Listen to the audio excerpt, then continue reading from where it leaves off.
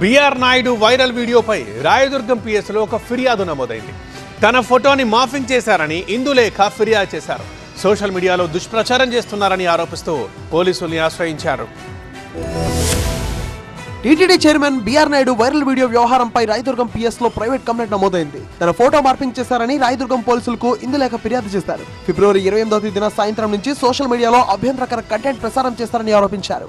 AI deepfake సాంకేతికతతో morphing చేశారని ఫిర్యాదులో పేర్కొన్నారు. ఫేస్బుక్, ఇన్స్టాగ్రామ్, యూట్యూబ్ వేదికల్లో ఆ వీడియోలు ప్రసారం చేశారన్నారు. విదేశాల నుంచి కూడా అప్లోడ్ చేసినట్టుగా ఫిర్యాదులు ప్రస్తావించారు. ఇందులేఖ ఫిర్యాదు ఆధారంగా గుర్తు తెలియని వ్యక్తులపై కేసులు నమోదైంది. BNS 319, 335, 353 సెక్షన్లతో పాటు ఐటీ చట్టం 66C, 66D, 67 కింద కేసు నమోదు చేశారు. Deshabhimani, the news Telugu, team, ప్రశ్న వంటి సోషల్ మీడియా ఖాతాల ద్వారా అభ్యంతరకర కంటెంట్ ను సర్క్యులేట్ చేసినట్టుగా బాధితురాలు తన ఫిర్యాదులో పేర్కొన్నారు. ఈ డీఫేక్ వీడియోల వల్ల తనతో పాటు తన కుటుంబ సభ్యులు కూడా తీవ్ర మనస్తాపానికి, మానసిక క్షోభకు గురవుతున్నారని ఆమె ఆవేదన వ్యక్తం చేశారు. వైరల్ వీడియోల వ్యవహారంపై వైసీపీ నేతలు బిఆర్ నాయుడు మధ్య కొన్నాళ్లుగా మాటల యుద్ధం నడుస్తోంది. టీటీడీ చైర్మన్ పదవికి బిఆర్ నాయుడు రాజీనామా చేయాలని భూమన కరుణాకర్ రెడ్డి సహా వైసీపీ నేతలు డిమాండ్ చేశారు. వైసీపీ నేతలకు బిఆర్ నాయుడు కౌంటర్ ఇచ్చారు. డైవర్షన్ చేసేందుకు తనపై కుట్రలు చేస్తున్నారని అన్నారు.